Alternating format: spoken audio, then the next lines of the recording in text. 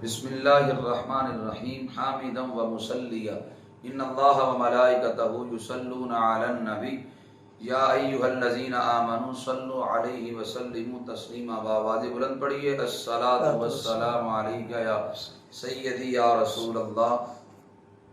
وعلی آلک و اصحابک یا سیدی یا محمود رب العالمین. معزز سامعین و ناظرین، آج 8 رمضان المبارک کی نسبت کے ساتھ 8واں لیکچر آپ کی خدمت میں پیش کرنے کے لیے میں حاضر ہوا. آج کے 8ویں لیکچر کا جو موضوع ہے وہ ہے امامت اور جماعت کا بیان. دعا کرتا ہوں کہ اللہ تعالی ہم سب کو قرآن و سنت کا فہم عطا فرمائے اور اللہ تعالی ہم سب کو دین کی خدمت کا اور دین مدین کی خدمت کا جذبہ عطا کرے اور اللہ ہم سب کو خلوص کے ساتھ خدمت دین کی توفیق عطا فرمائے.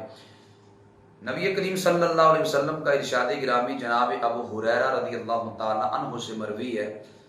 یہ ابو ہریرہ رضی اللہ تعالی عنہ وہی راوی ہیں کہ جن کو نبی علیہ السلام نے دعا ارشاد فرمائی کہ جس کی وجہ سے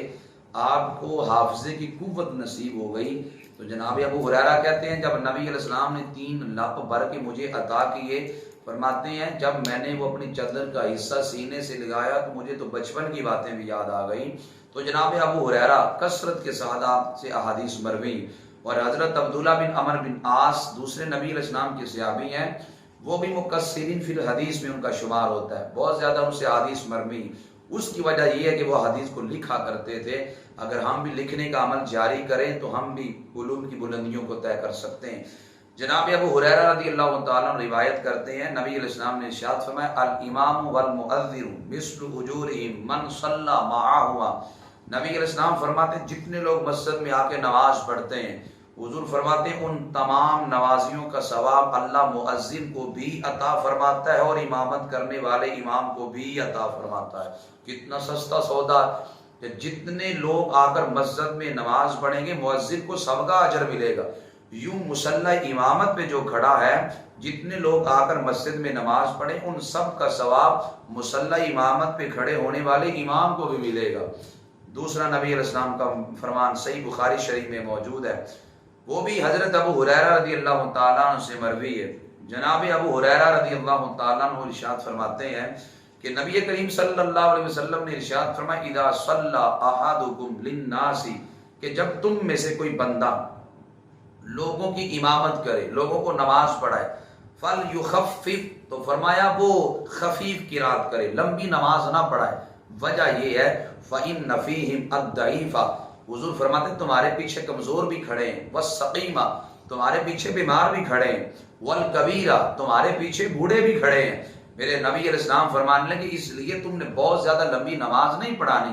اپنے پیچھے کھڑے لوگوں کا آپ نے خیال رکھنا ہے. اور فرمایا وَإِذَا صَلَّى أَحَدُكُمْ لِنَفْسِهِ فَلْيُطَوِّلْ مَا يَشَاءُ، اور اگر تم اکیلے نماز پڑھو تمہاری مرضی ہے، تم جتنی مرضی طویل کر کے نماز پڑھو تمہیں اس کے اندر اختیار ہے، لیکن جب تم امامت کی جگہ پہ کھڑے ہو تو پھر تم نے پیچھے مقتدیوں کا خیال رکھنا ہے. اور تیسرا فرمان موطا امام مالک میں موجود ہے، حدیث کے راوی ہیں جناب ابو ہریرہ رضی اللہ تعالی عنہ.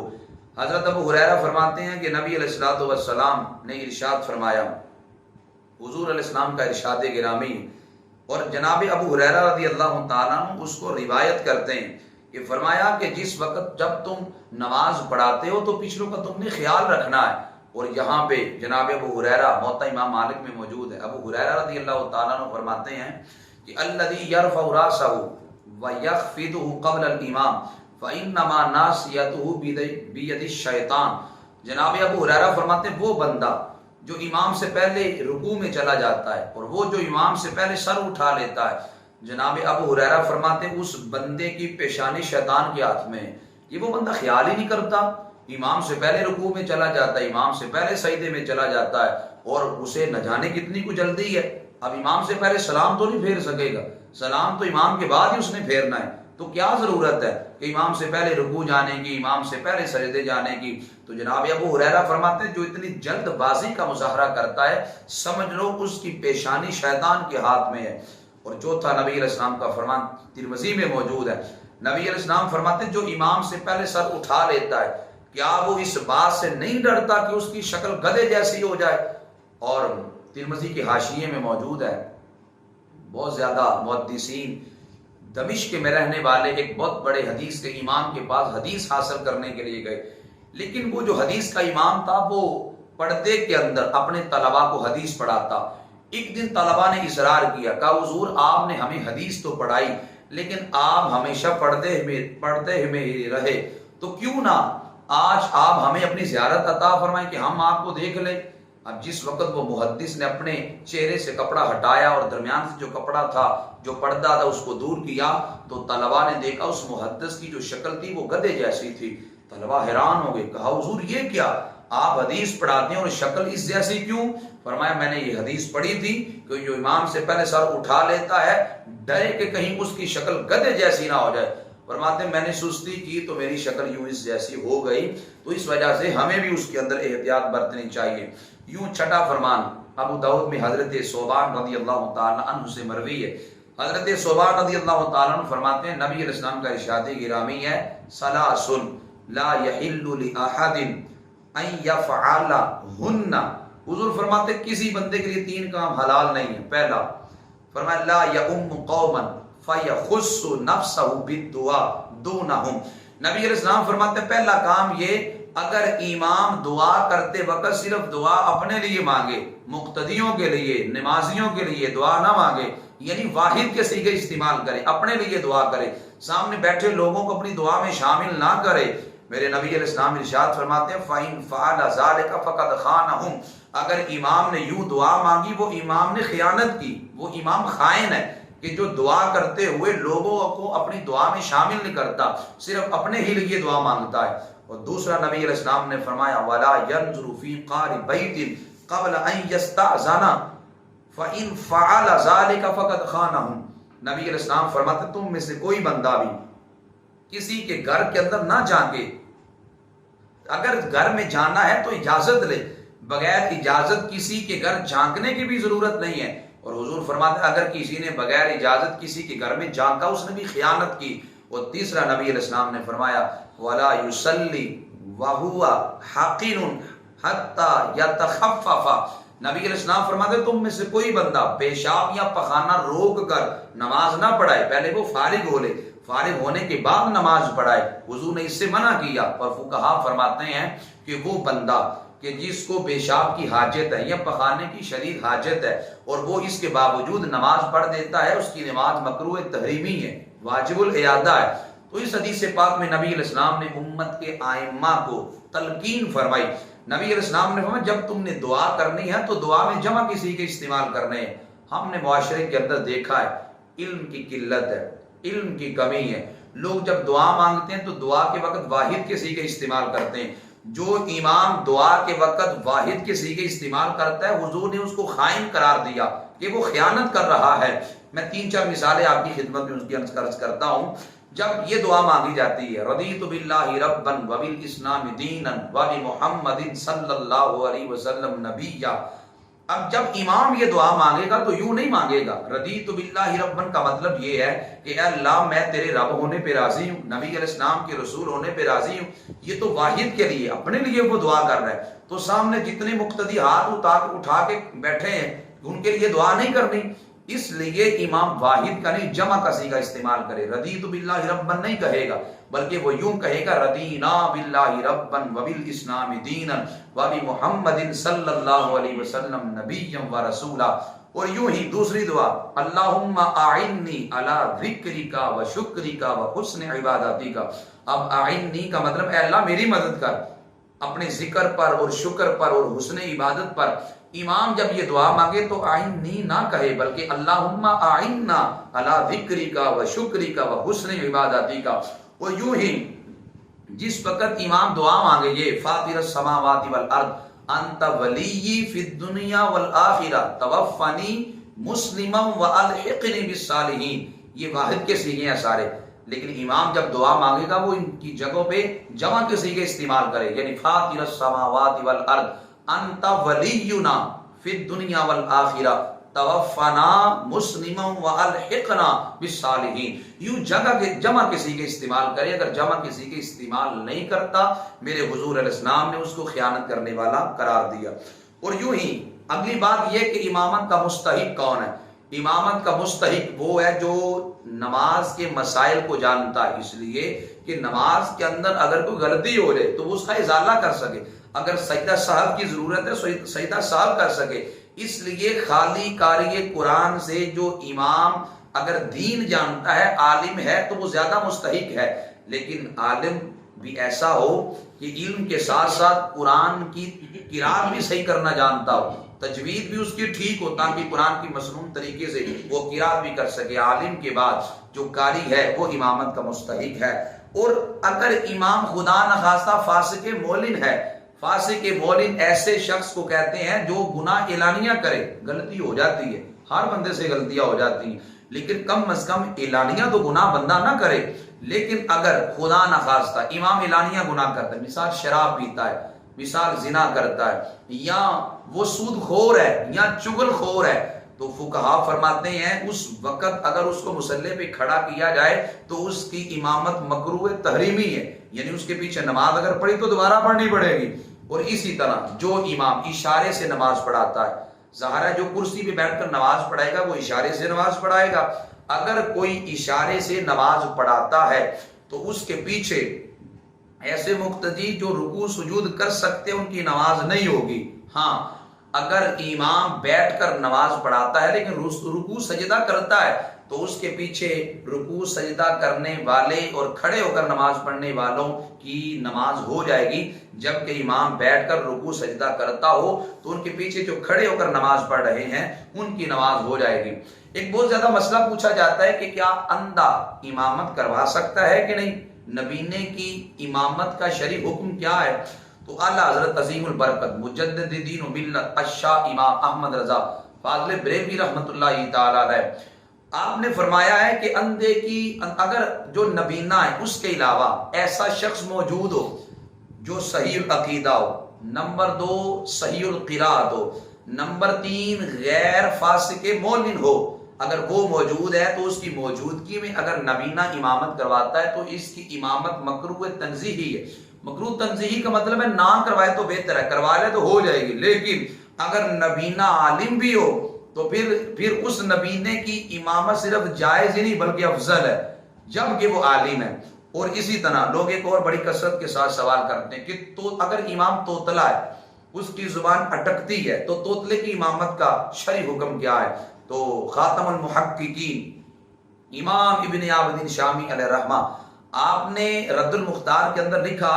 کہ اگر اس کا توتلا پن تھوڑا ہے تو پھر اس کی امامت جائز ہے، لیکن اگر اس کا توتلا پن زیادہ ہے تو اس کے پیچھے جو لوگ کھڑے ہیں، جتنے بھی غیر توتلے کھڑے ہیں، ان کی جو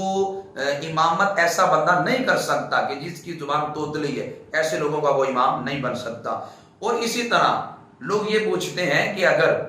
امام نے ٹوپی پہنی ہے اور مقتدی نے امامہ پہننا ہے تو کیا ایسے مقتدی کی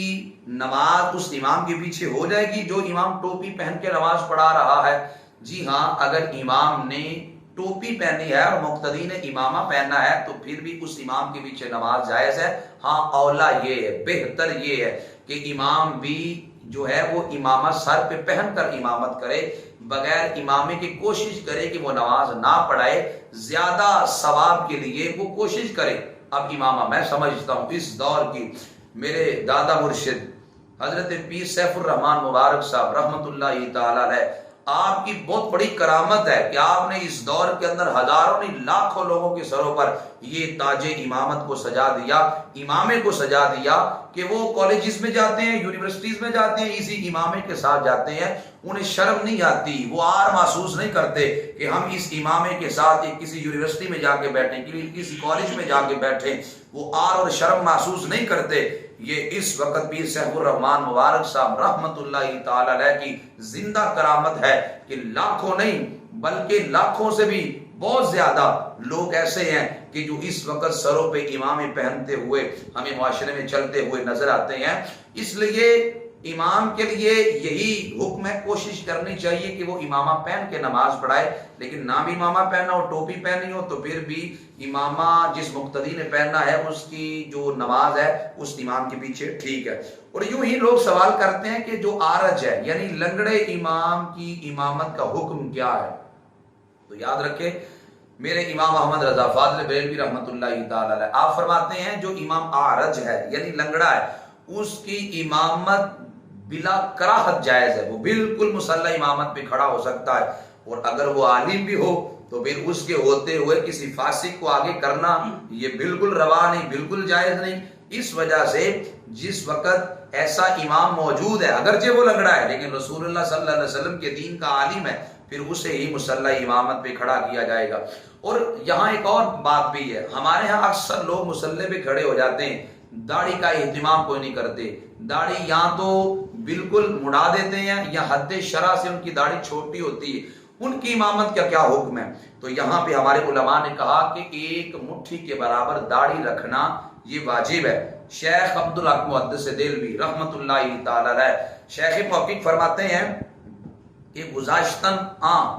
بقدر قبضہ واجب ہے، فرماتے ہیں مٹھی کے برابر داڑھی رکھنا واجب ہے۔ اور در مختار میں امام حسکفی علیہ الرحمہ آپ فرماتے ہیں کہ یحرم علی الرجل قطع لحیتہ،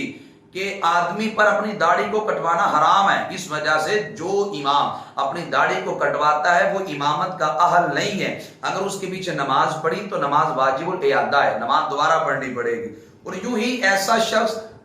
جو رمضان المبارک کے اندر مصلی پہ کھڑا ہو کر تراویح پڑھاتا ہے، تو ہم نے دیکھا اکثر حفاظ داڑھی منڈواتے ہیں، تو کیا داڑھی منڈوانے والا تراویح کی امامت کر سکتا ہے کہ نہیں؟ بالکل نہیں کر سکتا۔ اس کے لیے بھی ضروری ہے کہ اس نے داڑھی رکھی ہو، اگر کسی نے داڑھی نہ رکھی ہو صدق کے دل سے توبہ کر لے، آئندہ کے بعد میں نہیں کٹواؤں گا، اس کے بھی تو جو جائز ہے، لیکن جو ہٹ درم ہو پھر بعد میں کٹوا دے گا، یہ کئی بار اس نے پہلے یہ عمل کیا ہو، توبہ کر کر پھر کٹوا دی ہو، ایسے شخص کے بھی پیچھے تراویح کی نماز پڑھنا بھی جائز نہیں۔ اور یوں ہی کچھ جگہ پر 10 12 20 لوگ جمع ہو گئے، ان میں سے کسی بندے کی بھی داڑھی نہیں ہے، تو کیا ان میں سے کوئی ایک بندہ آگے کھڑا پر امامت کروا سکتا ہے کہ نہیں؟ تو اللہ حضرت فرماتے ہیں اگر چند لوگ جمع ہو اور کسی کی بھی داڑھی نہ ہو تو ان میں سے کوئی بندہ بھی آگے کھڑا ہو کر امامت نہیں کروا سکتا، بلکہ سارے لوگ الگ الگ نماز پڑھیں گے، اس لیے کہ وہ امامت کا اہل نہیں ہے، اس کی داڑھی چہرے پہ نہیں سجی، اس وجہ سے وہ مصلی امامت پہ کھڑا نہیں ہو سکتا۔ اور یہاں پہ ایک اور بات اکثر ہم نے معاشرے میں دیکھا، ایک نہیں کئی کیسز ہمارے پاس آئے اور ہمیں فیس کرنے پڑے ایسے کئی کیسز۔ اب لوگ سوال بھی کرتے ہیں، آیا اگر امام کو انتظامیہ کے لوگ بلا وجہ مسجد کی امامت سے اگر معزول کرتے ہیں، مسجد کی امامت سے ہٹا دیتے ہیں، تو اس کا حکم شرع کیا ہے؟ اگر تو امام کے اندر کوئی نقص ہو، کوئی عیب ہو، تو پھر شرعی مجبوری جب بن جائے تو امام کو امامت سے معزول کیا جا سکتا ہے، شرعی اعتبار سے اس امام کو مصلی امامت سے ہٹایا جا سکتا ہے، جبکہ اس امام کے اندر کوئی شرعی قباحت موجود ہو۔ لیکن اگر امام کے اندر کوئی شرعی قباحت موجود نہیں ہے، بس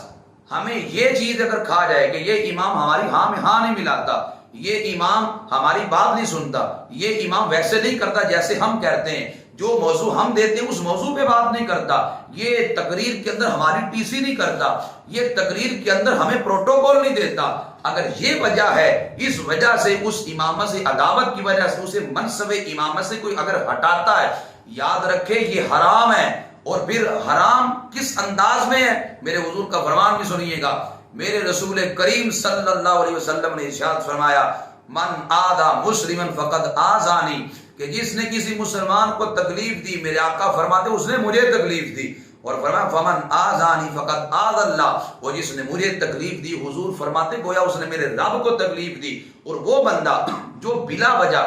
امام کو منصب امامت سے ہٹاتا ہے، وہ بندہ فعل حرام کا مرتکب ہو رہا ہے، کہ اس لیے کہ وہ ایک مسلمان کو اذیت اور تکلیف دے رہا ہے۔ اور ہم نے ایک نہیں کئی معاملات ایسے دیکھے،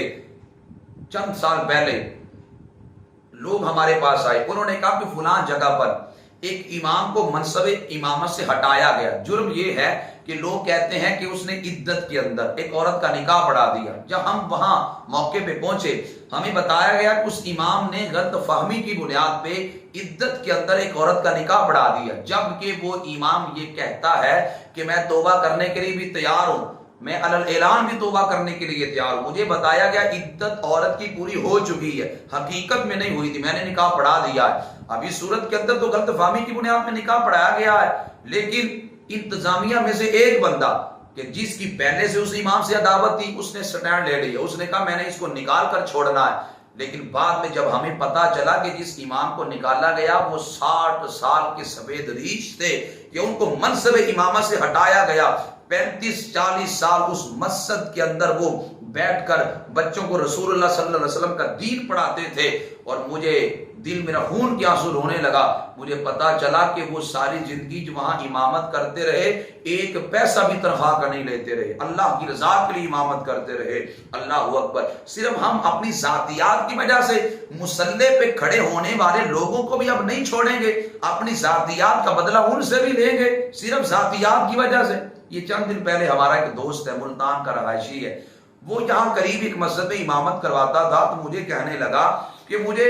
جب انتظامیہ والے لے گئے تو بڑا پروٹوکول دیا، اور کہتا ہے جس وقت مجھے وہاں پہ رہنے کے لیے رہائش دی تو مجھے فورس کرنے لگے، مجبور کرنے لگے کہ آپ ملتان کے رہنے والے اپنا سامان لے آئے، آپ فیملی رہائش کر لیں. کہتے 2-4 ماہ دے کر میں نے پیچھے سے 20,000 روپیہ لگا کر سامان منگوا لیے. کہتا جب سامان آیا تو پھر 2-4 ماہ بھی نہیں گزرے، وہاں ایک شخص تھا، وہ کہنے لگا، وہ امام مجھے بتانے لگا میں نے وہاں پہ شان امیر معاویہ رضی اللہ تعالیٰ عنہ بیان کی، وہاں پہ ایک پیڑ بیٹھا تھا، میں تو ایسے بندے کو پیڑ ہی کہوں گا، وہ بندہ وہاں پہ بیٹھا تو اسے شان امیر معاویہ ہضم نہ ہوئی، لیکن وہ انتظامیہ میں اثر و رسول رکھتا تھا. بس اس نے جب دیکھا کہ یہ امام حضرت امیر معاویہ رضی اللہ تعالیٰ عنہ کی شان بیان کرنے سے پیچھے نہیں ہٹے گا، دبے لفظوں میں 2-4 بار امام کو کہا کہ آپ شان امیر معاویہ بیان نہ کہیں، لیکن وہ تو صحابہ سے محبت، نبی علیہ السلام کی آل سے محبت، وہ تو ہمارے خون میں رچی بسی ہے، ہم تو 1 انچ بھی اس سے پیچھے نہیں ہٹ سکتے. صحابہ اور اہل بیت کی محبت کے بغیر تو ہم اپنے ایمان کا جو نا وہ خون سمجھتے ہیں، ہمارا ایمان تو باقی نہیں رہتا. وہ کہتا میں نے شان امیر معاویہ بیان کی، بس اس وجہ سے انہوں نے مجھ سے عداوت و دشمنی پیدا کر لی، پھر چھوٹی چھوٹی باتوں پہ اعتراض کرنے لگے، بالآخر چند مہینوں کے بعد مسجد سے نکال دیا ذاتیات کی وجہ سے. اس لیے اگر ذاتیات کی بنیاد، اور میں تو اگلی بات کہتا ہوں، میں کہتا ہوں یہ امام مصلی پہ بیٹھ کے مسجد میں بیٹھ کر ہماری نسلوں کو رسول اللہ صلی اللہ علیہ وسلم کا دین پڑھاتا ہے. اور یاد رکھے ہماری انتظامیہ کے لوگ مقتدی جتنے بھی مسجد میں نماز پڑھتے ہیں وہ ساری زندگی امام کے جوتے بھی سیدھے کرتے رہیں تو وہ حق ادا نہیں کر سکتے. اس لیے ہمیں تو امام کے لیے اپنی آنکھیں بچھا دینی چاہیے تھی راستے کے اندر، ان کے لیے راستے ہموار کرنے چاہیے تھے، وہ دین کی خدمت زیادہ کر سکتے، دین کا کام زیادہ کر سکتے. لیکن معاشرے کے اندر ماحول بگڑتا ہمیں نظر آتا ہے، تو اس لیے شرعی حکم یہ ہے بلا وجہ اگر امام کو امامت سے معزول کیا گیا تو یہ فعل حرام ہے. اور آگے جماعت کی بات یوں ہے کہ حضرت ابو بکر بن سلیمان علیہ رحمہ آپ فرماتے ہیں کہ جناب فاروق اعظم نے نماز فجر پڑھائی. اب یہاں سے آپ کو پتا چلے گا کہ جماعت سے نماز پڑھنا کس قدر ضروری عمل ہے. ایک وہ لوگ ہیں جو ساری رات محفلیں کرتے ہیں، ساری رات محفل نعت ہوتی ہے، 3 بجے رات محفل ختم ہوتی ہے، صبح ایک بندہ بھی مسجد میں الا ماشاءاللہ نماز کے لیے نہیں آتا، اور مسجدیں خالی ہو گئی، رات گئے تک ہم محافل کرتے رہتے ہیں. اگر ہم اپنی محافل کا دورانیہ کم کر دیں، اور پھر فائدہ یہ ہوگا جو ڈیوٹیز والے لوگ ہیں اور دیگر جو لوگ ہیں وہ بھی ہماری محافلوں کا حصہ بن سکتے ہیں. اب سنیے گا، حضرت ابو بکر بن سلیمان کہتے ہیں جناب عمر نے نماز فجر پڑھی تو دیکھا کہ نماز کے اندر حضرت سلیمان بن ابی خصمہ نہیں آئے. جناب فاروق اعظم نماز فجر پڑھنے کے بعد ان کے گھر میں چلے گئے، بازار میں جا کر دروازہ کھٹکھٹایا تو ان کی والدہ ماجدہ باہر آئی. جناب عمر فرمانے لگے تمہارا بیٹا سلیمان بن ابی خصمہ نماز فجر پڑھنے نہیں آیا. حضرت سلیمان بن ابی خصمہ کی والدہ نے عرض کی حضور وہ ساری رات نفل پڑھتے رہے، فجر کا وقت ہوا تو وہ سو گئے. جناب عمر نے یہ سنا تو جلال میں آ گئے، فرمایا ساری رات سوئے رہتے، اگر فجر جماعت سے پڑھتے تو اللہ انہیں زیادہ ثواب عطا فرماتا. یہ کیا ہوا، نفلی نماز کے لیے ساری رات جاگتے رہے، فرض کا وقت آیا تو سو گئے. تو اس لیے محافل کرنا یہ نفلی عبادت ہے، لیکن اس محفل کی وجہ سے ہماری فرض نماز نہیں جانی چاہیے، اس کے بارے میں ہمیں محتاط رہنے چاہیے. اور حضرت عثمان بن عفان رضی اللہ تعالی عنہ کا فرمان ترمذی شریف میں موجود ہے، نبی علیہ السلام نے فرمایا من شہید العشاء فی جماعت کان لہ قیام نصف لیلۃ. حضور فرماتے ہیں جو عشاء کی جماعت سے نماز پڑھے اللہ آدھی رات عبادت کا ثواب عطا فرماتا ہے. اور آگے نبی علیہ السلام نے ارشاد فرمایا ومن صلی العشاء والفجر فی جماعت کان لہ کقیام لیلۃ، حضور فرماتے جو عشاء جماعت سے پڑھے اور ادھر فجر جماعت سے پڑھے میرا رب اسے ساری رات عبادت کا ثواب عطا فرمائے گا۔ اور اگلی حدیث اس موضوع کے لحاظ سے مسلم شریف میں ہے، جابر بن سمرہ حدیث کے راوی ہیں، نبی علیہ السلام نے ارشاد فرمایا الا تصفون کما تصف الملائکۃ عند ربهم، حضور فرمانے لگے جس طرح فرشتے اللہ کے ہاں صفے بناتے ہیں تم ایسے صفے کیوں نہیں بناتے؟ تو صحابہ نے عرض کی یا رسول اللہ صلی اللہ علیہ وسلم وکیف تصف الملائکۃ عند ربهم، کہ فرشتے اللہ کے ہاں کیسے صفے بناتے ہیں؟ نبی علیہ السلام فرمانے لگے یتمون الصفوف المقدمۃ وتراصون فی الصف، حضور فرماتے ہیں فرشتے پہلے اگلی صفوں کو مکمل کرتے ہیں اور ساتھ ساتھ ہو کے کھڑے ہوتے ہیں۔ میرے آقا فرمانے لگے تم بھی فرشتوں کی طرح صفوں کو بنایا کرو۔ اور نبی علیہ اکثر ہم نے مسجدوں میں دیکھا ہے کہ لوگ جب آتے ہیں تو امام کی دائیں جانب کھڑے ہوتے ہیں، یقیناً دائیں جانب کھڑے ہونے کا اجر ہے، کیا اجر ہے؟ ابو داؤد میں حدیث ہے، حضرت عائشہ صدیقہ رضی اللہ تعالیٰ عنہ فرماتی ہیں کہ نبی علیہ السلام نے فرمایا ان اللہ و ملائکتہ یصلون علی میامن الصفوف، حضور فرماتے ہیں کہ اللہ اور اس کے فرشتے امام کی دائیں جانب کھڑے ہونے والوں پہ رحمتیں نازل کرتے ہیں۔ اور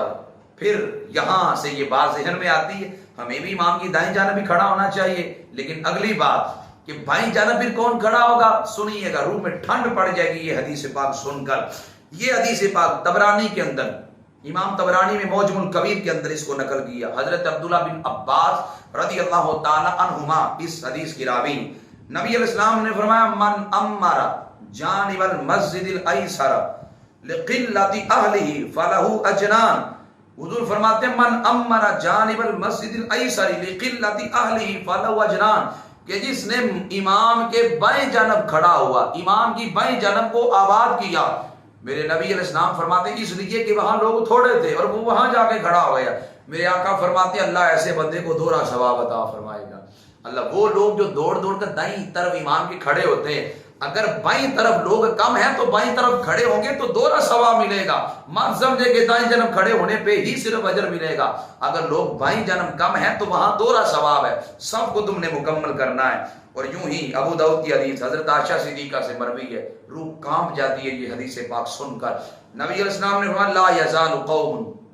یتأخرون عن الصف الاول، حضور فرمانے کہ لوگ مسلسل پہلی صف سے پیچھے ہٹتے رہیں گے، ایسا ہوتا نظر آتا ہے، لوگ آہستہ آہستہ کوشش یہی ہوتی ہے کچھ 7ویں صف میں جگہ مل جائے، کچھ 6ٹھی، کچھ 5ویں صف میں جگہ مل جائے، پہلی صف میں ذوق ہی نہیں ہے کہ آگے ہم مسجد میں آئے ہیں پہلی صف خالی پڑی ہے تو وہاں آگے آ کے بیٹھ جائیں، حضور فرماتے ہیں ہمیشہ لوگ پہلی صف سے پیچھے ہٹتے رہیں گے حتی یؤخرہم اللہ فی النار، یہاں تک کہ اللہ ایسے لوگوں کو اپنی رحمت سے دور کر کے جہنم میں ڈال دے گا۔ اللہ اکبر،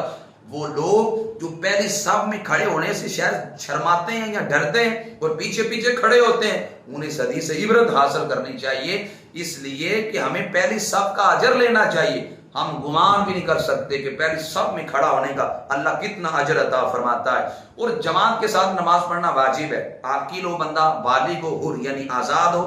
قادر ہو، اس بندے پہ جماعت کے ساتھ نماز پڑھنا واجب ہے، بلا وجہ چھوڑے گا تو مستحق سزا ہے، اور کئی بار اگر وہ چھوڑے گا تو مردود الشہادت ہے، یعنی اس کی گواہی بھی قابل قبول نہیں ہے۔ اور جمعہ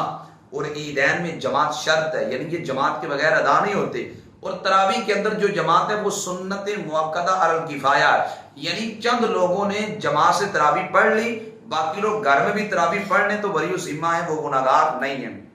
اور رمضان المبارک میں جو وطر جماعت سے پڑھے جاتے ہیں، وطروں کی جماعت رمضان المبارک میں مستحب ہے۔ اور آخری بات یہ کن عذروں کی وجہ سے ہم جو ہے وہ جماعت چھوڑ سکتے ہیں۔ مثال ایک بندہ اپاہج ہے، اسے جماعت چھوڑنے کی اجازت ہے، یوں ہی ایک بندے پہ فالج خدا نخواستہ ہو گیا تو ایسے بندے کو چھوڑنے کی اجازت ہے۔ یوں جو نبینا ہے، اندھا ہے، اگر کہ اسے کو لے کر جانے والا ہو البتہ جماعت چھوڑنے کی اجازت ہے، لیکن پڑھے گا تو بہت زیادہ اس کے لیے اجر ہے۔ سخت پہاننے کی بندے کو حاجت ہے، یا سخت ہوا کی حاجت ہے، یا پیشاب بڑا تیز آیا ہے، ایسی صورت میں جماعت کا وقت ہو چکا ہے، وہ بندہ پہلے پخانہ کر لے، پیشاب کر لے اور بعد کے اندر جماعت سے جا کے ملے، اگرچہ نماز نکل چکی ہے بعد میں جا کر پڑھے، اللہ اسے جماعت کا اجر عطا کرے گا، اس لیے کہ اس کی نیت تھی میں جماعت سے نماز پڑھوں گا۔ اور یوں ہی کھانا موجود تھا اور نفس کھانے کی جانب بالکل مائل ہے، اب جا کر نماز پڑھے گا تو دھیان تو کھانے میں ہوگا، اس وجہ سے پہلے وہ کھانا تناول کر لے اور بعد کے اندر جا کر وہ نماز پڑھے۔